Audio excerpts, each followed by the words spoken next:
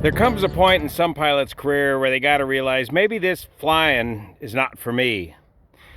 This pilot has been flying for a while here out of our local airport, and has been of concern for some time with his landing ability in this particular airplane. And then finally, last Saturday, while we were at the Reno air races, this particular airplane came in smoking hot, landed not on the first third, not on the first half of the runway, but on the last third of the runway, refusing to go around, forcing the aircraft on the runway, on the end of the runway, at a very high rate of speed, porpoising, skidding, locking them up, flying off the side and end of the runway, and down a very steep ravine, totaling the Cessna 172.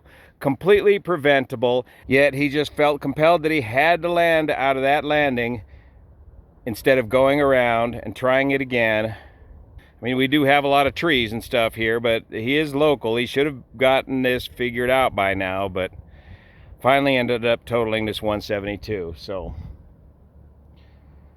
make every landing a precision landing. If you're not making progress in your learning once you get your private pilot's license, which you should always be trying to do, learn and improve yourself. If you're not making that progress, maybe you should consider a different hobby. Thank you so much for your support of this channel, especially over on Patreon, to make this content possible. See you here. Here's where this aircraft ended up, in these rocks, crushing the right wing of that aircraft and flying off of this ledge here, a good distance from the end of the runway. Here's some more of his tire tracks and skid marks cutting through the gravel and brush right here. Coming along right up here to the end of the paved portion of the runway.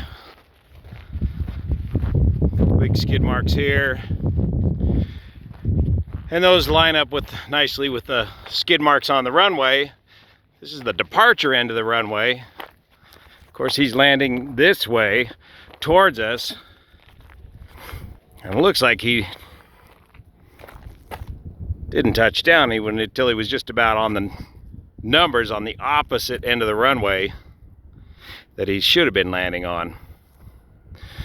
The winds were light and variable, or they weren't too strong, and the engine was running fine. Still don't know why it just didn't take it around, leaving almost 4,000 feet of runway behind him,